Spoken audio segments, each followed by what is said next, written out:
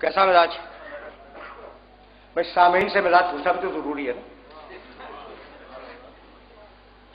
کیا کہہ رہا تھا اگر کوئی بتلا دے؟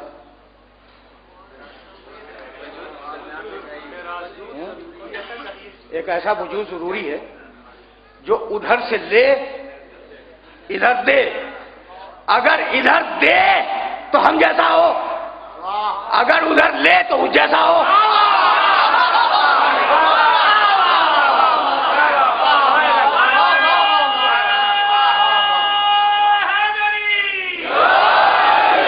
دیکھو اس میں نہ کوئی منطق ہے نہ کوئی فلسفہ ہے.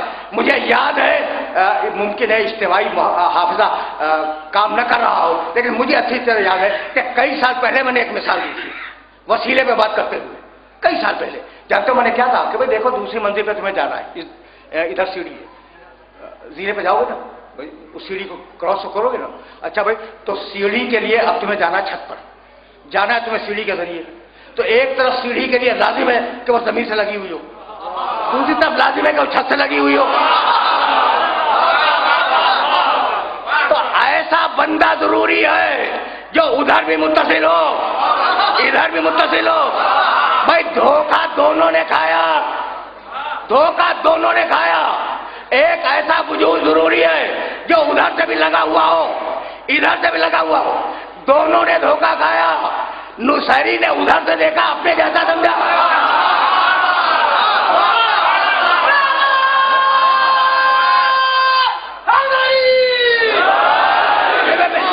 کچھ اور کہنا چاہ رہا تھا. اور اگر یہ جملہ پہنچ گیا تو یہیں سے فکر آگے بڑھ جائے گی.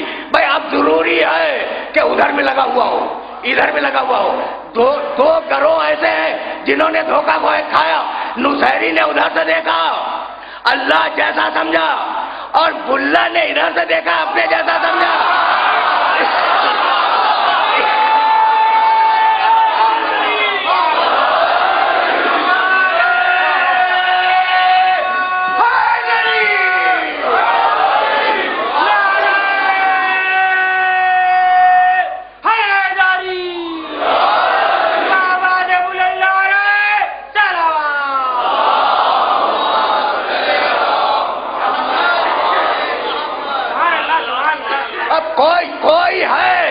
جو ادھر سے لیتا ہے ادھر دیتا ہے، اور جو دیتا ہے اس کا نام ہے قرآن. کتاب و عطرت، یہ ذہن میں تمہارے محفوظ ہے، تبھی استوار کر رہا ہوں. اس کا نام ہے قرآن جو دیتا ہے. یعنی اب قرآن سمجھ میں آیا؟ الفاظ اللہ کے لہجہ محمد کا. یعنی اس جملے کی طاقت سمجھو. الفاظ اللہ کے، لہجہ میرے محمد کا. یعنی عجیب بات ہے نا، عجیب بات ہے. کہنے لگا اللہ یا ایھا الذین آمنوا اتقوا اللہ حق تقاته ولا تموتن الا وانتم مسلمون. دیکھو ایمان لانے والوں، تقوی اختیار کرو، جو حق ہے تقوی اختیار کرنے کا. آیا کہنے کے لیے آیا ایمان لانے والوں. یا ایھا الذین آمنوا ارکعوا واسجدوا واعبدوا ربکم وافعلوا الخیر لعلکم تفلحون. سورہ حج 22واں سورہ. ایمان لانے والوں رکوع کرو، سجدہ کرو، عبادت کرو اللہ کی. آیا کہنے کے لیے یا ایھا الذین آمنوا کتب علیکم الصیام کما کتب علی الذین من قبلکم لعلکم تتقون.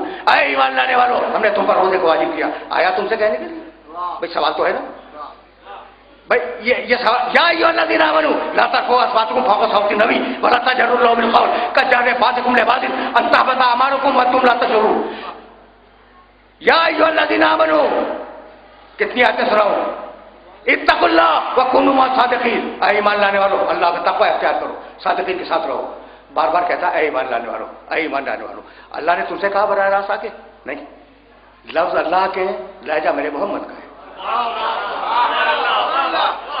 سمجھ میں آ رہی ہے بات؟ نوجوانوں تک میسج پہنچانا چاہ رہا ہوں. لفظ اللہ کے، جملے اللہ کے، ایک ایک حرف اللہ کا، لہجہ میرے محمد کا، گلا میرے محمد کا. یعنی اب میں کہنا چاہ رہا ہوں کہ اللہ تم سے جب کبھی بات کرتا ہے تو محمد کے لہجے میں بات کرتا ہے.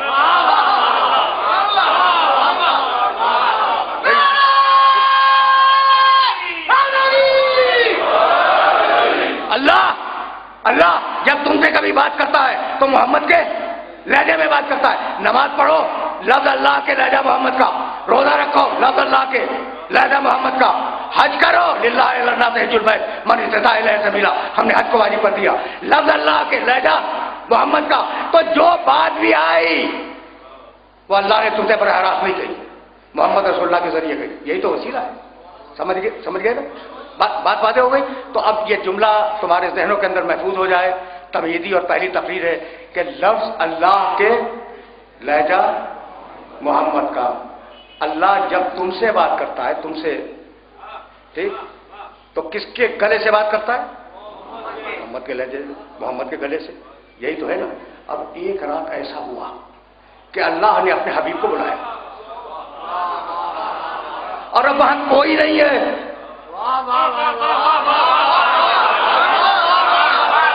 بڑے سے بڑا نہیں ہے، کوئی بڑے سے بڑا نہیں ہے. اللہ ہے اور محمد ہے. تو تم سے بات کی محمد کے لہجے میں، اب محمد سے بات کرے کس کے لہجے میں؟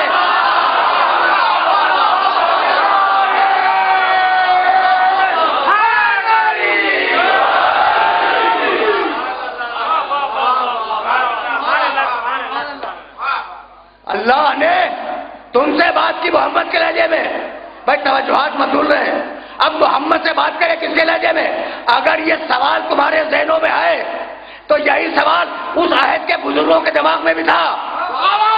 معراج کے دوسرے دن پوچھنے لگے، یا رسول اللہ، اللہ ہم سے بات کرتا ہے آپ کے لہجے میں، آپ سے بات کی کس کے لہجے میں؟ مسکرا کے فرمایا، کلمنی بلہجۃ علی ابن ابی طالب.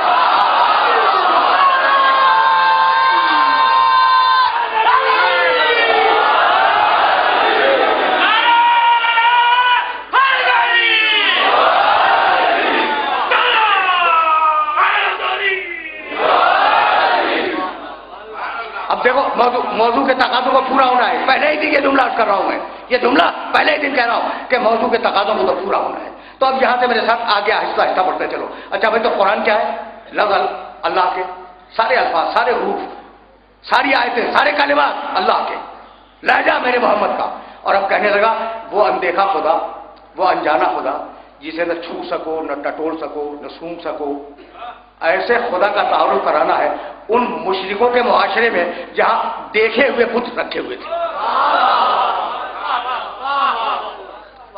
کوئی بات سمجھ میں آ رہی ہے؟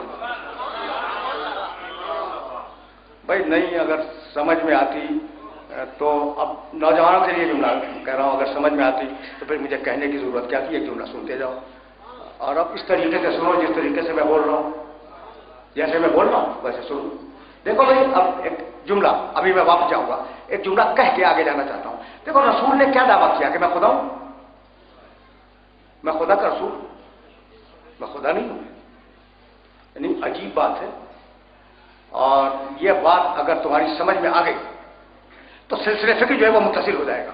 یہ نہیں کہا کہ میں خدا ہوں، میں خدا کا رسول ہوں. یعنی عجیب لوگ تھے کہ ماننے پہ آئے تو لکڑی کے تراشے ہوئے خود کو خدا مان لیا.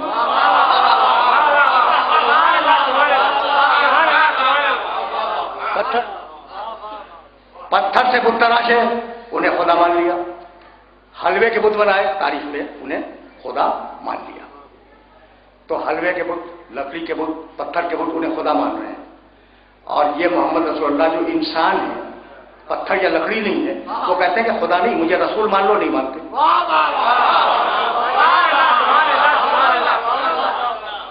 ہے سوچنے کی بات، قابل غور ہے یہ بات، ہے نا؟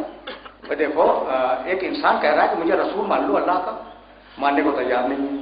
لکڑی کو خدا مان رہے ہیں، پتھر کو خدا مان رہے ہیں. تو کیا آپ کا خیال ہے کہ مشرک پاگل تھا؟ بیوقوف نہیں تھا، بہت تیز تھا.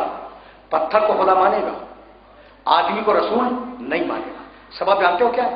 یعنی یہ جو پتھر رکھا ہوا تھا نا، بت، اگر اس کے نام پر پجاری کا لفظ میں نے استعمال کیا، نہیں ملا، ان کا ملا،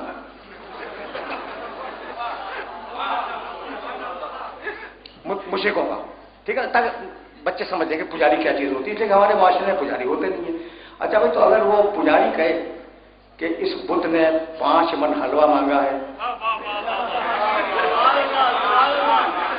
تو بت انکار کرے گا کہ میں نے نہیں مانگا؟ کوئی زبان ہی نہیں ہے تو انکار کیا کرے گا؟ तो बुद्ध के नाम पर जितना चाहो मांग के खाते रहो, बुद्ध तो इनकार करने वाला नहीं है।